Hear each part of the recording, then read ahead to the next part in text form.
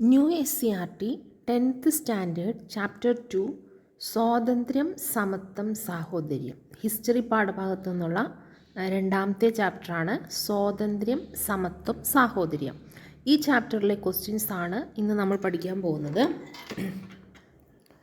First one, പതിറ്റാണ്ടുകളായി France ഭരിച്ചിരുന്നത് Bourbon രാജവംശമാണ്.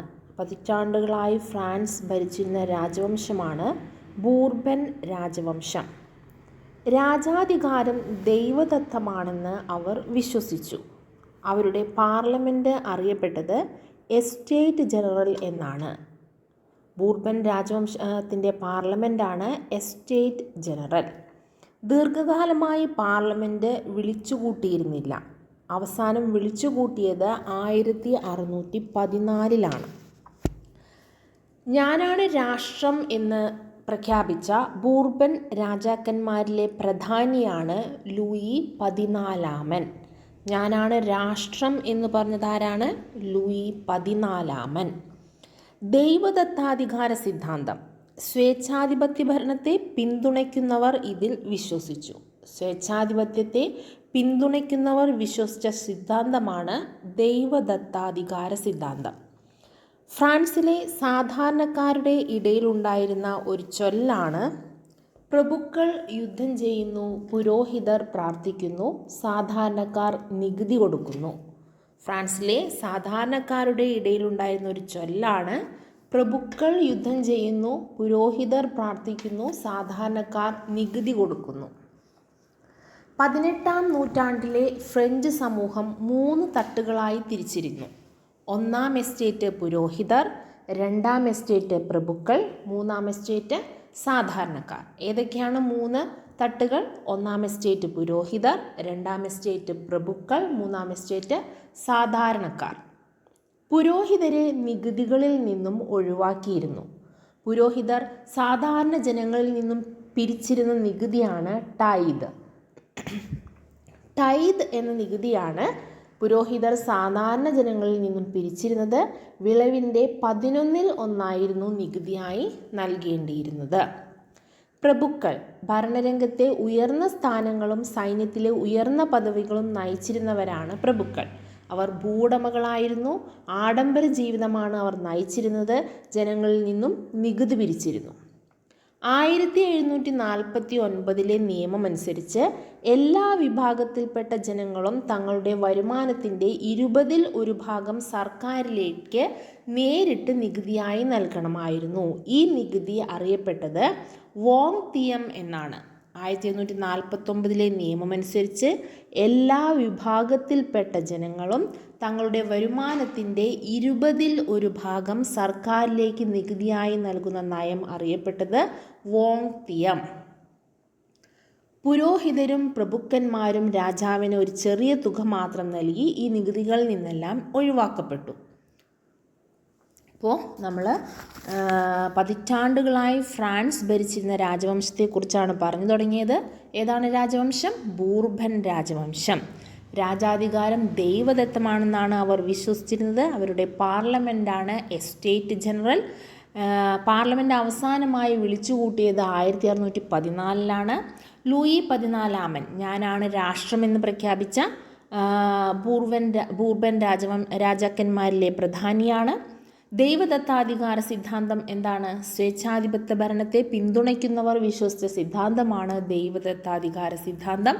ഫ്രാൻസിലെ സാധാരണക്കാരുടെ ഇടയിലുണ്ടായിരുന്നൊരു ചൊല്ലാണ് പ്രഭുക്കൾ യുദ്ധം ചെയ്യുന്നു, പുരോഹിതർ പ്രാർത്ഥിക്കുന്നു, സാധാരണക്കാർ നികുതി കൊടുക്കുന്നു. 18ാം നൂറ്റാണ്ടിലെ ഫ്രഞ്ച് സമൂഹം 3 തട്ടുകളായി തിരിച്ചിരുന്നു. പുരോഹിതർ, പ്രഭുക്കൾ, സാധാരണക്കാർ. 1ാം എസ്റ്റേറ്റ്, 2ാം എസ്റ്റേറ്റ്, 3ാം എസ്റ്റേറ്റ്. അതായത് പുരോഹിതർ, പ്രഭുക്കൾ, സാധാരണക്കാർ. പുരോഹിതരെ നികുതികളിൽ നിന്നും ഒഴിവാക്കിയിരുന്നു. പുരോഹിതർ സാധാരണ ജനങ്ങളിൽ നിന്നും പിരിച്ചിരുന്ന നികുതിയാണ് ടൈത്. ഇത് വിളവിൻ്റെ 11% പ്രഭുക്കൾ ഭരണരംഗത്തെ ഉയർന്ന സ്ഥാനങ്ങളും സൈന്യത്തിലെ ഉയർന്ന പദവികളും നയിച്ചിരുന്നവരാണ്.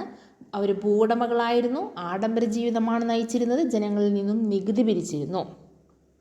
1749 നിയമമനുസരിച്ച് എല്ലാ വിഭാഗത്തിൽപ്പെട്ട ജനങ്ങളും തങ്ങളുടെ വരുമാനത്തിൻ്റെ 20 ഭാഗം സർക്കാരിലേക്ക് നേരിട്ട് നികുതിയായി നൽകണമായിരുന്നു. ഈ നികുതിയാണ് വോങ് തിയം. പുരോഹിതരും പ്രഭുക്കന്മാരും രാജാവിന് ഒരു ചെറിയ തുക മാത്രം നൽകി ഈ നികുതിയിൽ നിന്ന് ഒഴിവാക്കപ്പെട്ടു.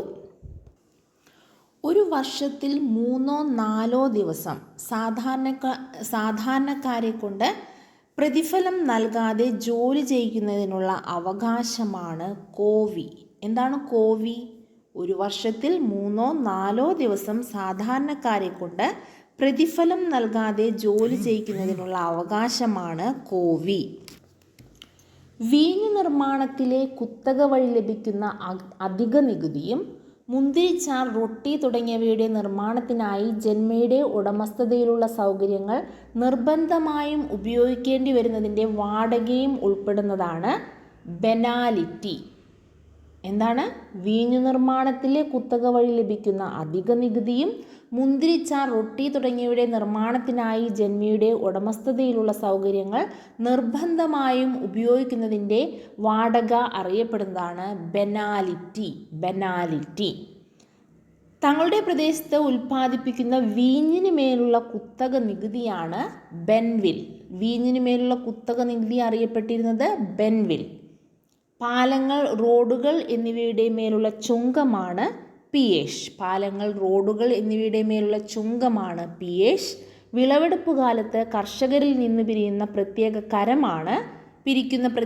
കരമാണ് ടെറാഷ്. വിളവെടുപ്പ് കാലത്ത് കർഷകരിൽ നിന്നും പിരിക്കുന്ന പ്രത്യേക കരം അറിയപ്പെട്ടിരുന്നത് ടെറാഷ്. മൂന്നാമത്തെ എസ്റ്റേറ്റ് ഏതാണ്? മധ്യവർഗവും തൊഴിലാളികളും കർഷകരും ആണ് മൂന്നാമത്തെ എസ്റ്റേറ്റ്. അവർ അറിയപ്പെട്ടിരുന്നത് കോമൺസ് എന്നാണ്.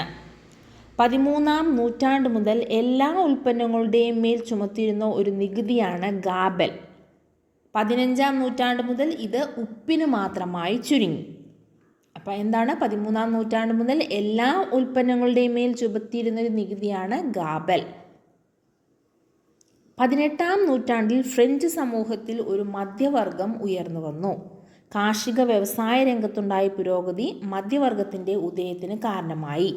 ഇവർക്ക് ഭരണത്തിലും സൈന്യത്തിലും അർഹിക്കുന്ന പദവി ലഭിച്ചിരുന്നില്ല. മധ്യവർഗത്തിൻ്റെ ഉയർച്ചയും അസംതൃപ്തിയും ഫ്രഞ്ച് വിപ്ലവത്തെ നിർണായകമായി ബാധിച്ചു.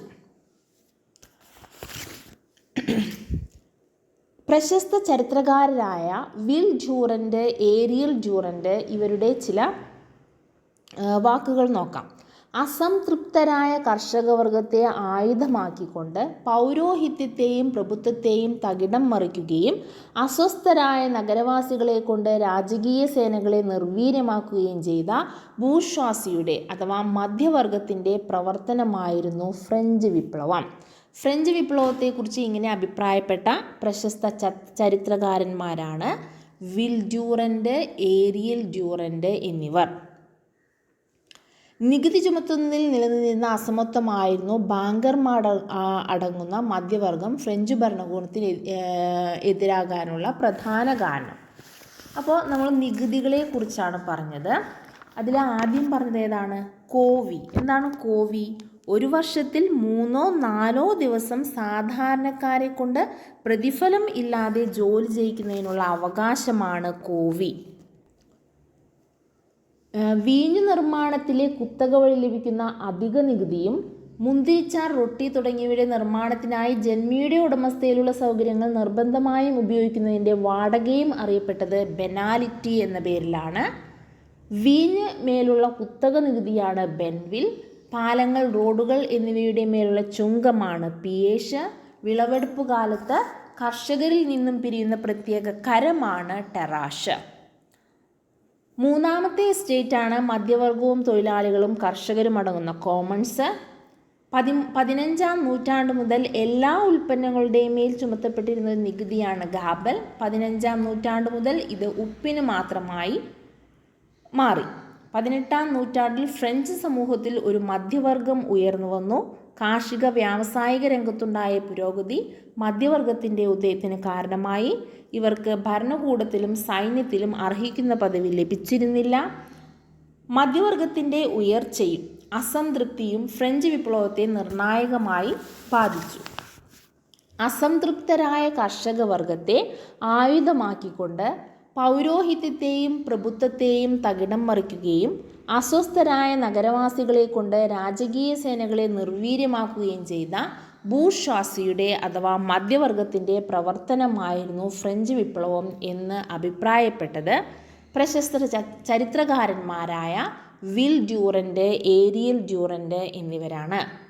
നികുതി ചുമത്തുന്നതിൽ നിലനിന്നിരുന്ന അസമത്വമായിരുന്നു ബാങ്കർമാരടങ്ങുന്ന മധ്യവർഗം ഫ്രഞ്ച് ഭരണകൂടത്തിനെതിരെ എതിരാകുവാനുള്ള പ്രധാന കാരണം. ഇനി ഫ്രഞ്ച് സമൂഹത്തിലെ പ്രധാന ചിന്തകന്മാരെക്കുറിച്ച് നോക്കാം. വോൾട്ടയർ, അദ്ദേഹം തത്വചിന്തകനായിരുന്നു, ചരിത്രകാരനായിരുന്നു, ആക്ഷേപഹാസ്യകാരനായിരുന്നു. തൻ്റെ നിലപാടുകളും രചനകളും മൂലം ഫ്രാൻസിൽ നിന്ന് പുറത്താക്കപ്പെട്ട ആളാണ് വോൾട്ടയർ. റൂസോ വിദ്യാഭ്യാസ ചിന്തകനാണ്, രാഷ്ട്രീയ മീമാംസകനാണ്.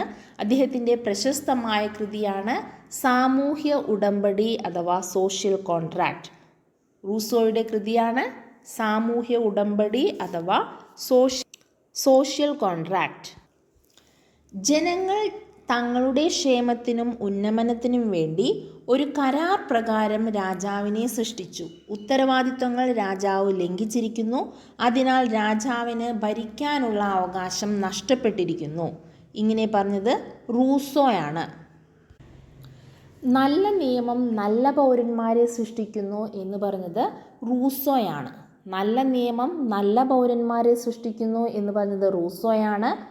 റൂസോയുടെ ആശയങ്ങൾ പ്രകൃതിവാദത്തെ അടിസ്ഥാനമാക്കിയുള്ളതായിരുന്നു. മനുഷ്യൻ സ്വതന്ത്രനായി ജനിക്കുന്നു, എന്നാൽ അവൻ എല്ലായിടത്തും ചങ്ങലകളിലാണ് എന്ന് പറഞ്ഞത് റൂസോയാണ്. ഗവൺമെൻറ്റിൻ്റെ അധികാരത്തെ മൂന്നായി തിരിക്കാം എന്ന് നിർദ്ദേശിച്ചത് മോണ്ടസ്ക്യൂ ആണ്. നിയമനിർമ്മാണം, ഭരണനിർവഹണം, നീതിന്യായം എന്നിങ്ങനെ മൂന്നായി തിരിക്കാമെന്ന് അഭിപ്രായപ്പെട്ടത് മോണ്ടസ്ക്യൂ ആണ്. അദ്ദേഹത്തിൻ്റെ കൃതിയാണ് നിയമത്തിൻ്റെ ആത്മാവ് അഥവാ ദ സ്പിരിറ്റ് ഓഫ് ലോസ്. നിയമത്തിൻ്റെ ആത്മാവ് രചിച്ചത് മോണ്ടസ്ക്യൂ. ജോൺ ലോക്കിൻ്റെ കൃതിയാണ് two treatises of government. Two treatises of government ആരുടെ കൃതിയാണ്? John Locke. ഫ്രഞ്ച് ജനതയിലെ സാമ്പത്തിക വിദഗ്ധർ അറിയപ്പെട്ടിരുന്നത് ഫിസിയോക്രാറ്റുകൾ എന്നാണ്. അപ്പോൾ നമ്മൾ ഇത്രയും നേരം പറഞ്ഞത് ഫ്രഞ്ച് സമൂഹത്തിൽ അക്കാലത്ത് ഉണ്ടായിരുന്ന പ്രശസ്ത ചിന്തകന്മാരെ കുറിച്ചാണ്. ആരൊക്കെക്കുറിച്ചാണ് പറഞ്ഞത്?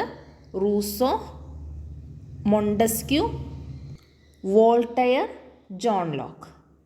നെക്സ്റ്റ്, ഫ്രഞ്ച് ജനതയിലെ സാമ്പത്തിക വിദഗ്ധർ അറിയപ്പെട്ടിരുന്നത് ഫിസിയോക്രാറ്റുകൾ എന്നാണ്. പ്രമുഖ ഫിസിയോക്രാറ്റുകളാണ് ടർഗോ, നെക്കർ എന്നിവർ. ലൂയി 14 സാമ്പത്തിക ഉപദേഷ്ടാവായിരുന്നു ടർഗോ. ലൂയി 16 സാമ്പത്തിക ഉപദേഷ്ടാവാണ് നെക്കർ.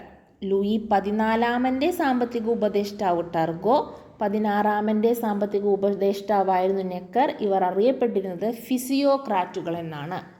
18-ാം നൂറ്റാണ്ടിൽ ഫ്രാൻസ് അഭിമുഖീകരിച്ച കടുത്ത സാമ്പത്തിക പ്രതിസന്ധി കാരണം പുതിയ നികുതികൾ ചുമത്തേണ്ടത് അനിവാര്യമായി വന്നു. ഇതിനായി നെക്കറിൻ്റെ നിർദ്ദേശപ്രകാരം ലൂയി 16 ഫ്രഞ്ച് പാർലമെൻറ്റായ എസ്റ്റേറ്റ് ജനറൽ 175 വർഷങ്ങൾക്ക് ശേഷം വിളിച്ചു ചേർത്തു. അപ്പോൾ അവസാനമായി വിളിച്ചു ചേർത്തത് 1614 അതിനുശേഷം 175 വർഷങ്ങൾക്ക് ശേഷമാണ് വീണ്ടും എസ്റ്റേറ്റ് ജനറൽ വിളിച്ചു കൂട്ടുന്നത്.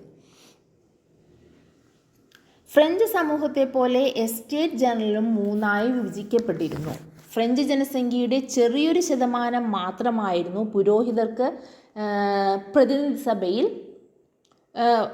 ഫ്രഞ്ച് ജനസംഖ്യയുടെ ചെറിയൊരു ശതമാനം മാത്രമായിരുന്ന പുരോഹിതർക്ക് പ്രതിനിധി സഭയിൽ 285 അംഗങ്ങളാണ് ഉണ്ടായിരുന്നത്. അപ്പോൾ പുരോഹിതരുടെ അംഗങ്ങളുടെ എണ്ണം എത്രയാണ്?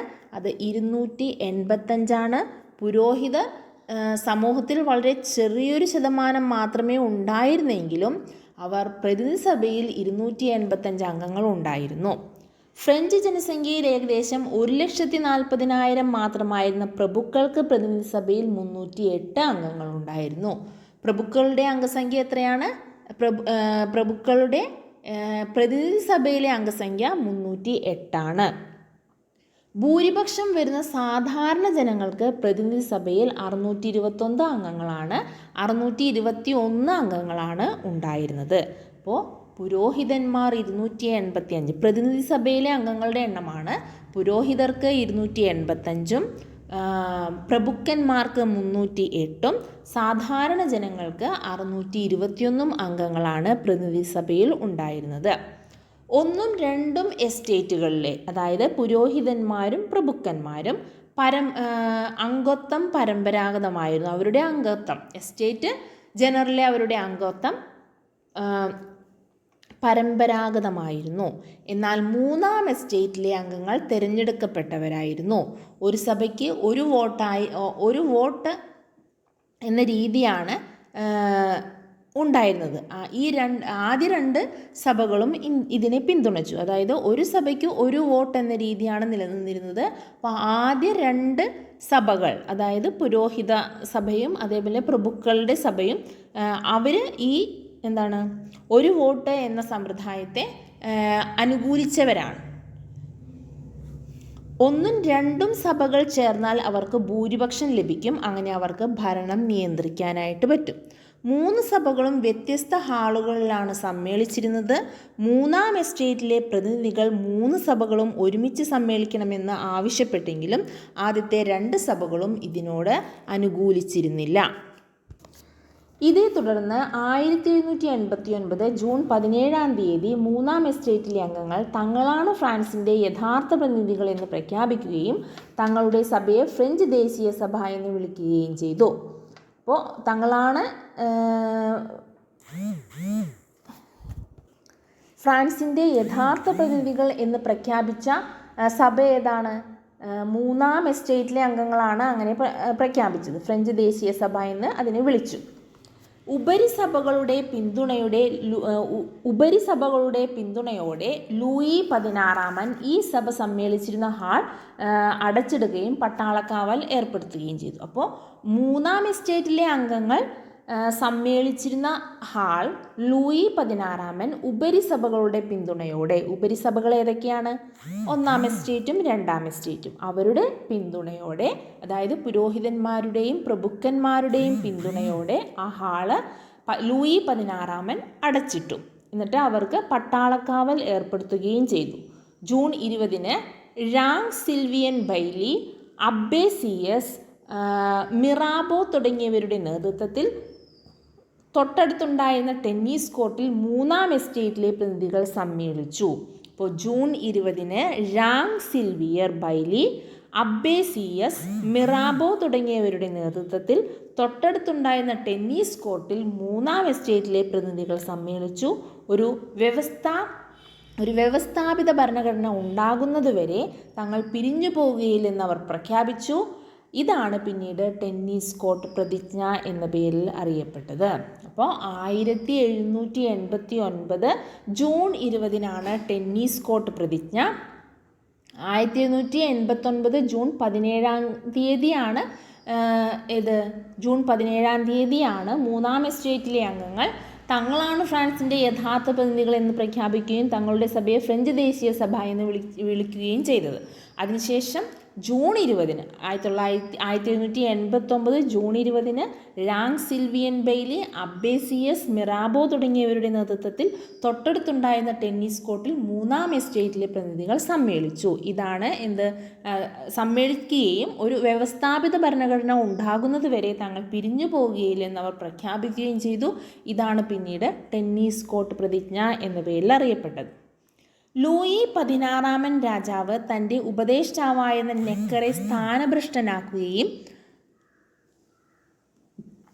പാരീസ് വിട്ടുപോകാൻ ആജ്ഞാപിക്കുകയും ചെയ്തു എന്ന വാർത്ത അറിഞ്ഞ് പ്രകോപിതരായ ജനക്കൂട്ടം പാരീസ് നഗരത്തിലെ ധാന്യ സംഭരണശാലകളും റൊട്ടിക്കടകളും കയ്യേറി ആയുധങ്ങൾ സംഭരിച്ച അവർ 1879 ജൂലൈ 14-ാം തീയതി ബൂർബൻ സ്വേച്ഛാധിപത്യത്തിൻ്റെ പ്രതീകമായിരുന്ന പാരീസിലെ ബാസ്റ്റിൽ കോട്ട തകർക്കുകയും മണിക്കൂറുകൾക്കകം പാരീസ് നഗരം തങ്ങളുടെ നിയന്ത്രണത്തിലാക്കുകയും ചെയ്തു. അപ്പോൾ ബാസ്റ്റിൽ കോട്ടയുടെ തകർച്ച എന്നാണ് 1789 ജൂലൈ 14 1789 ജൂൺ 17 മൂന്നാം എസ്റ്റേറ്റിലെ അംഗങ്ങൾ തങ്ങളാണ് ഫ്രാൻസിൻ്റെ ദേശീയ സഭ എന്ന് പ്രഖ്യാപിച്ചത്. അതിനുശേഷം 1789 ജൂൺ 20 അവർ ടെന്നീസ് കോർട്ടിൽ ഒത്തുചേർന്നുകൊണ്ട് ചില വ്യവസ്ഥാപിത ഭരണഘടന ഉണ്ടാകുന്നതുവരെ തങ്ങൾ പിരിഞ്ഞു പോകില്ല എന്ന് പറഞ്ഞതാണ് ടെന്നീസ് കോർട്ട് പ്രതിജ്ഞ.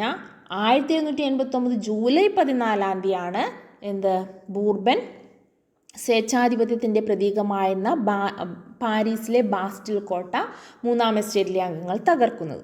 ഇതെല്ലാം നടക്കുന്നത് ഒരേ വർഷം 1789 ജൂൺ 17 ദേശീയ സഭയുടെ പ്രഖ്യാപനം, ഫ്രഞ്ച് ദേശീയ സഭയുടെ പ്രഖ്യാപനം.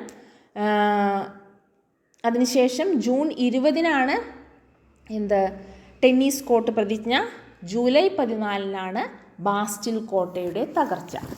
ബാസ്റ്റിൽ കോട്ടയുടെ തകർച്ച ഫ്രഞ്ച് വിപ്ലവത്തിൻ്റെ ആരംഭമായി കണക്കാക്കുന്നു. ഫ്രഞ്ച് വിപ്ലവത്തിൻ്റെ ആരംഭം എന്താണ്?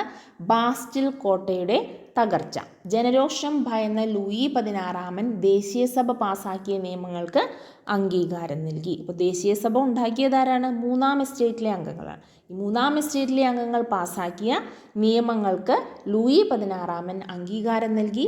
ദേശീയ സഭ നിയമനിർമ്മാണം വഴി നടപ്പിലാക്കിയ പരിഷ്കാരങ്ങളാണ് അടിമത്തം നിർത്തലാക്കി, പ്രഭുക്കളുടെ പ്രത്യേക അധികാരങ്ങൾ എടുത്തുകളഞ്ഞു, ജനങ്ങൾ കത്തോലിക്ക സഭയ്ക്ക് നൽകേണ്ടിയിരുന്ന കരം നിർത്തലാക്കി, അധികമായി ചുമത്തിയിരുന്ന നികുതികൾ റദ്ദാക്കി. എന്തൊക്കെയാണ് ദേശീയ സഭ നിയമനിർമ്മാണം വഴി നടപ്പിലാക്കിയ പരിഷ്കാരങ്ങൾ? 1. അടിമത്തം നിർത്തലാക്കി. 2. പ്രഭുക്കളുടെ പ്രത്യേക അധികാരങ്ങൾ എടുത്തുകളഞ്ഞു. 3. ജനങ്ങൾ കത്തോലിക്ക സഭയ്ക്ക് നൽകേണ്ടിയിരുന്ന കരം നിർത്തലാക്കി, അധികമായി ചുമത്തിയിരുന്ന നികുതികൾ റദ്ദാക്കി. ഫ്രാൻസിലെ പ്രശസ്ത നാടകകൃത്തും പൊതുപ്രവർത്തകയുമായിരുന്ന ഒളിവ് ദെ ഗൂഷ് വിപ്ലവകാലത്ത് സ്ത്രീകളുടെ അവകാശങ്ങൾക്ക് വേണ്ടി വാദിച്ച ഉറച്ച സ്ത്രീ ശബ്ദമായിരുന്നു. അപ്പോൾ ഫ്രാൻസിലെ പ്രശസ്ത നാടകകൃത്തും പൊതുപ്രവർത്തകയുമായിരുന്ന വനിതയാണ് ഒളിവ് ദെ ഗൂഷ്. അവരുടെ കൃതിയാണ് സ്ത്രീയുടെയും സ്ത്രീ പൗരരുടെയും അവകാശ പ്രഖ്യാപനം. ഒളിവ് ദെ ഗൂഷിൻ്റെ കൃതിയാണ് സ്ത്രീകളുടെയും സ്ത്രീ പൗരരുടെയും അവകാശ പ്രഖ്യാപനം. ഫ്രാൻസിൽ സ്ത്രീ സമത്വത്തിനു വേണ്ടി വാദിച്ച മറ്റൊരു വനിതയായിരുന്നു മാഡം ഴാങ് റോളണ്ട്. അപ്പോൾ ഇത്രയും ഭാഗങ്ങളാണ് ഇന്നത്തെ ക്ലാസ്സിൽ ഉൾപ്പെടുത്തിയിട്ടുള്ളത്. ഈ ചാപ്റ്ററിലെ ബാക്കി ഭാഗങ്ങളുമായി അടുത്ത ക്ലാസ്സിൽ കാണാം.